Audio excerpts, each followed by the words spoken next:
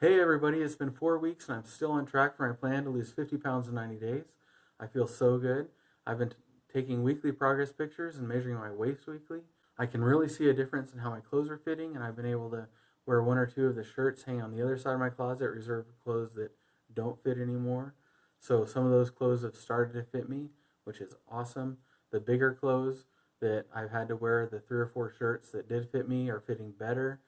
I don't have the bulging buttons anymore, and I feel much more comfortable in my clothes. I can really see a difference in my progress pictures as well, especially under my chin and the side view of my belly.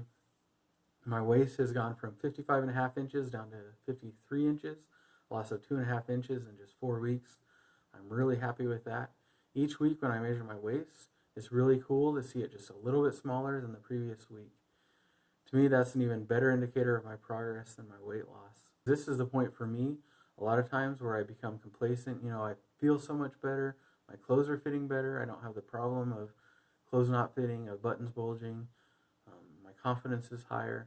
And it's a time to be careful. It's a time when things can feel so good and we can start to slip a little because we don't have the big motivating factors that we had of the shortness of breath all the time, the clothes that don't fit, the feeling terrible all day, every day. These things that were major motivators in me starting this journey are starting to go away, and I need to find new motivators to help me to stay on track. And so that's something that we need to be aware of as we start to lose weight and as we start to feel better. The sort of hit rock bottom motivators that we have, the major motivators, are going to start to ease and start to get better. And so we need to find new motivations. And for me, that's like I mentioned in my first video, still wanting to play with my kids, wanting to live a long time for my kids, to be there when they're older, wanting to be able to run with them and play, and just to be fit and be more active and feel better about myself and be healthier overall. So even though the major motivators of clothes not fitting as well and of being super out of breath all the time aren't here, I still know I have a long way to go, and it's important to keep that in mind. Keep that picture of where you want to go in mind and where you can be, and daily think about that person that you want to become, that fit you, that fit, healthy you that you know you can be, that you know you can make it, and keep that in mind, and don't let yourself get complacent now that you feel better and your clothes are starting to fit better. You have to stay vigilant, make things happen, and achieve your goals. So far, it hasn't been that hard to keep track in my head whether I'm losing enough weight to stay on track with my goal. As I get further in, however, I need a better way to keep track, so I decided to go ahead and make a weight chart. I should have started with one, but better late than never, so I just made a quick spreadsheet with the date, my current weight, and my goal. I can then make a chart and see how my progress is going. I've also done similar charts on paper in the past, and that works too. Having the weight chart on the wall or on the computer and adding to it every day can really keep the mind focused on the goal at hand. I personally like to weigh myself every day. Some people prefer to weigh in weekly. The chart works just as well either way. I personally like to weigh myself every day because it keeps me on track. It keeps me thinking about my goal and my weight loss. Also, if I have a bad day where I eat too much, I tend to see that the next day on the scale, and it can sort of take me back to where I need to be and remind me of what I need to do, and I have a chance to correct that. Some people prefer to weigh in weekly so they don't get discouraged with the little fluctuations that happen inevitably from day to day. So either way, the chart works just fine. The chart is just a way to keep track of where your goal is. In this particular chart, the goal is the red line that goes from where you currently are down to your goal and the amount of time on the bottom. And then in my case, it's blue dots for my daily weigh-ins. So I can see where the dots are compared to my goal, and I can see just how I'm doing with my goal. And you can see I fluctuate a little bit up and down, above and below the goal, but my trend is down with the goal, and that's what we're looking for. And it's a way that you can really tell if you get off track and you really start to float above the line. You can think about, well, what am I doing wrong? What can I do differently to get back on track? So it's a basic way to see how your weight matches up to the goal that you set for yourself and keep track. So I really like the idea of the weight chart. And I put that on my blog. So if you go to my blog at 50pounds90days.com, the weight chart is now right there at the top. Every day I'll update it and you can see how I'm doing with my weight loss. One caution I just want to talk about with the weight chart is, and this is really about any goal that you write down, especially if you write down very detailed goals like the goal line on the weight chart or anything really, the more detailed you write it down psychologically, the more it feels like you're going to get there, which can be a good thing. You can see where you're going, you can see yourself at your goal. That power of visualization can be really helpful, but it can also be a detriment, I've seen. Sometimes we get that really vivid goal in our mind and we write it down and we feel ourselves heading toward that goal, and we feel like us reaching that goal becomes inevitable, or that it's going to be easy. We're smooth sailing from here on out. And usually when that happens to me and I feel that way, it's usually about when I start to slack off, because I see that goal so clearly. I think it's inevitable. I'm going to get there. I'll never go back. I'll never stop my healthy eating. Why would I? I feel so much better now, and I know I'll feel so much better when I get to my goal. And we just think that we're going to coast there, and that's not the case. It's important to realize that we'll always have to put the work in all the way to the bitter end, and it won't necessarily get easier. It might from time to time feel easier, but there's going to be times where it's going to be hard again, and we're going to have to push through and stay on our goal and not get distracted. Temptation always comes, and we must remain on guard. I know when I got down to 240 pounds, my good friend and my trainer at the time asked me if I was afraid that I might gain all the weight back because I felt so good at 240 pounds. I had started almost 300 pounds at that time as well. And when I got down to 240 pounds, he asked me that, are you afraid to gain all your weight back? Some of his clients had talked to him and said that they were afraid that they'd gain the weight back, and he was wondering if I ever felt the same way. I thought about it a little bit. I didn't really feel that way. I said no, I didn't really feel that fear. And I think it's because I really thought it would never happen. I thought, I'm good. I've made my goal. I'm on my way to my goal. That wasn't my final goal, but I felt really good. It was as good as I've ever felt. And I thought, why would I ever go back? So I didn't have that fear. And obviously I did end up gaining the weight back eventually, because I wasn't on guard. I wasn't vigilant. And I didn't do what it took to continue to lose weight. And I think it's good to have, I don't know if fear is the right word, but a healthy respect of the fact that any of us can go back at any time, no matter how good we feel, no matter how in the groove we are. There's always that chance that we can go back, and we have to be on guard for that. And so we have to remain vigilant, and we have to remain strong and realize that temptation will come. So I've continued to eat one meal a day for the most part. There's a few days that I've eaten twice due to social circumstances. For instance, last week I had a big conference in Las Vegas. At the conference, there was a day where there was a conference lunch, which I had to attend. It's very important for me to make contacts at these lunches, to meet people, and to collaborate. And so I did go to the lunch. And that same day, they also had a conference dinner, and I went to that as well and met some more people and interacted and collaborated. And so those were important settings where I needed to be there and I needed to eat. And so I did eat both times. I just kept my portions small and kept track of how much I was eating, and didn't go overboard either time. And then there were 3 days after that where there was a social lunch with the conference, but there was no dinner, and I was on my own for dinner, so I didn't eat dinner. I just ate lunch.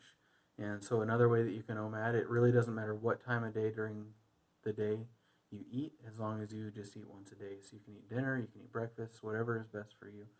For me, dinner is always better. I like eating dinner better because then I feel satisfied, and there's a smaller window after I've eaten where I might get hungry and be tempted to eat. Generally, it's after I eat that I start to feel hungry. During the day, when I haven't eaten yet, things don't kick in where I feel hungry. So these 3 days where I ate lunch and not dinner were harder than I'm used to. I was more hungry in the evening when I'm used to eating, but I endured. By the third day of eating only lunch, I was okay, and it was not overly hard. So just in those few days, I adapted to it, and I was able to just eat lunch without too much problem. And this is despite having tons of food available at the conference. All the breaks, there was food available. There was food out in the hallway. There was snacks everywhere. And In Las Vegas in general, there's food everywhere. There's lots of places to eat. Food is easy to get, and I was able to stick to my plan and lose weight, and I feel really good about that. At the hotel I was staying at, there wasn't a scale, obviously, in my room. Generally, there isn't. So for a few days there, I didn't weigh myself daily, but I kept to my plan. I kept to my eating, and then I went to the gym on my week. I think it was the third week that I've been doing the program. It was a Thursday, which is the day that I started. So I wanted to weigh myself, so I went to the gym. I worked out, and then I found a scale there at the gym and weighed myself, and I had lost quite a bit of weight just in those few days. I lost several pounds, and it felt really good to see that I had stuck to my plan, to see that it had paid off, and in those few days when I hadn't weighed myself, I had lost weight. So I know that as we stick to our plan, as we stick to what we know is going to work, that we will see those results. So there were days where I got hungry and wanted to eat during the day since then, especially days at work when people bring tasty treats into work. That happens a lot. Just a couple days ago, different people brought in, on the same day, different people brought in donuts, bagels, Rice Krispie treats, and fruit, all in the same day. And of course, there's always candy at people's desks. They have bowls of candy sitting there. You can get any time. That's usually my weak spot. Generally, I'll go when the days that I haven't done so good before this challenge, I would go and just eat a piece of candy, like a bite-sized Snickers or something. They're usually like 35 or 40 calories. It's like, that's not that much. No big deal. But once I have that and that hits my system, then something triggers and I tend to lose my self-control. And so I'll eat that candy and then I'll end up eating something else and then something else. And in this case, there was, like I said, there was fruit. I started to justify, well, I could just have a piece of fruit or maybe just a small Rice Krispie treat. Those are better than the other things and the donuts and the bagels that are over there. So I could just have a piece of fruit and that would be better. And while that's true, and that especially fruit isn't a bad food to eat in general, in the context of one meal a day, none of them are a good choice when it's not your eating time. There's a saying that goes something like this: you can't do something bad and expect to feel virtuous because you didn't do something very bad. In other words, we need to get away from the justification of, at least I didn't do so-and-so. Yeah, I might have eaten this, but at least I didn't eat that. We need to get away from that because having the mentality of, at least I didn't do this other thing, will not help us reach our goals. This is something I said in my blog, and I'll say it again here. You will feel hungry at times when you're losing weight. Our bodies are designed to hang on to stored energy, in this case fat. And when we start to lose weight, our bodies are going to resist the change by making us feel hungry. It's just a fact of life. Our bodies, they want to resist change. They want to stay where they are, and they're going to resist that change by giving us hunger whenever we're trying to lose weight. Lots of diet programs out there claim that you can lose weight without feeling hungry. Some of them go to great lengths to have programs that try to distract you from hunger, but I prefer to accept and embrace the hunger. And I think that's what we need to do, because at some point, you'll always feel hungry. One of the times that I lost a lot of weight, when I got down to 240 pounds before, it was on Medifast, and I think it's called Optivia now, or Optivia. The way that works is you eat, I think, 6 very small meals through the day, and then you eat a lean and green at the end of the day, so like chicken and vegetables. And all these meals are about between 90 and 110 calories. So you're eating about 900 calories a day, about 600 calories in the small meals, and then about 300 calories in your evening meal. And because you're eating so often, you're eating every couple hours, you tend to not feel the hunger as much because you only have to endure like another half hour, another hour, hour and a half, and you'll be able to eat again. But you do still have that hunger, and you will feel that hunger. And eventually it'll catch up to you.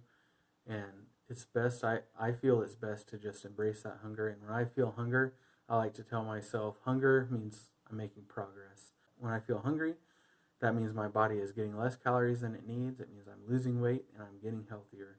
So try to embrace that hunger. Try to feel it kind of like when you feel sore after exercise. It hurts, but it feels good because you know you've improved your body. You know that you're doing better and you're moving in the right direction. There's a quote that's attributed to the ancient Egyptians that says 1/4 of what you eat keeps you alive, and the other 3/4 of what you eat keeps your doctor alive. I like to think of that quote when I feel hungry and recognize that I'm making my body healthier by fasting and giving my body a chance to heal without being burdened with the digestion of large amounts of food every single day. Whenever your body is in a fasted state and it doesn't have things to digest, and it has more energy to clean out your system, to process the impurities that are in your system, and it's good for your body to have those times when you're fasted and you don't have large amounts of food in your bowel for it to process. And you can sleep better too, your mind is clearer. All these things happen when you're hungry. It's sometimes termed hunger high, the feeling that you feel when you're hungry and your body is in that fasted, more clear state. So anyway, I hope that helps. I feel so good. I'm well on my way to losing 50 pounds in 90 days. I know I'll be able to make my goal. If you'd like to follow my journey more closely, I post every day on my blog at 50pounds90days.com. I post my weight every day and what I eat. I usually post a picture of my dinner. And then also I post my calories, exercise, and my weight to MyFitnessPal every day. And again, my weight chart is on my blog, so you can see my progress there. There's a link to MyFitnessPal in my profile on my blog. And there's also a link in the description below to my blog and MyFitnessPal profile. I wish you the best. Feel free to reach out in the comments on my blog or through MyFitnessPal if you have questions about my journey or anything I've talked about. If you just want to connect and talk about weight loss, that'd be awesome. Thanks a lot, and thanks for watching.